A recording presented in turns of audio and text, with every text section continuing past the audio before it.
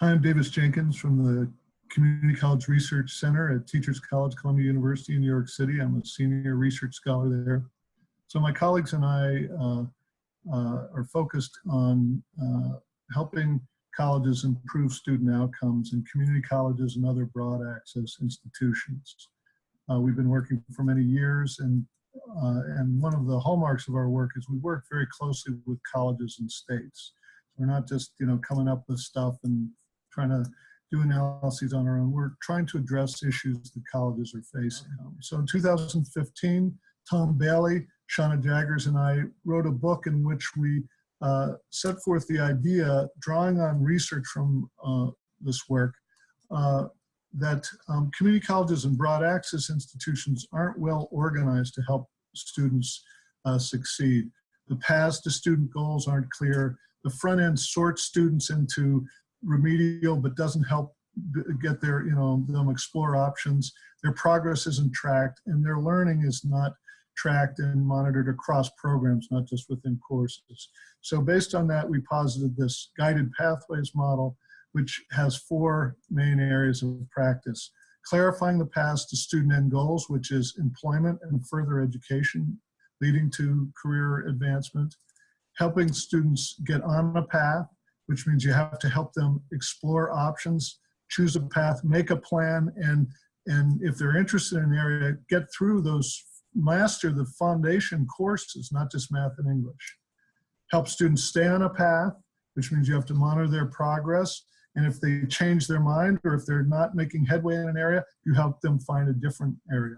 And then very importantly, ensuring they're learning across the field. What we like about these metrics is that they can be measured in 1 year. They're predictive of longer term success, but more importantly, they help change people's mindsets. Credit momentum gets people focused on time to degree.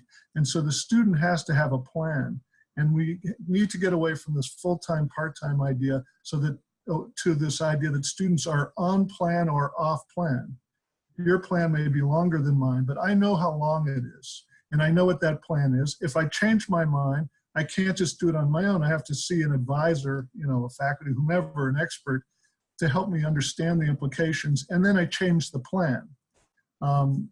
The second one is program momentum. So we want students to take us, and by the way, our research and others nationally has shown this early momentum has especially strong effects for students of color and academically unprepared students. So the very students who, for all good intentions, we say, you should take it easy, turns out that's very bad advice. Students who have early momentum in the first year attempting at least 30 credits, and this is true of community college and 4 years, they pay less per degree, the taxpayer pays less per degree, and institutions retain those students, and we document that they generate more tuition revenue. And we're now in the process across the country in a number of states and with national groups looking at how this is implemented in colleges. We're understanding the nuances of things like co-requisite. Plus, there's a lot we don't know. We're discovering a lot. And then we're also, again, looking at the effects on student outcomes, the effects for different groups, especially students by race and income and age.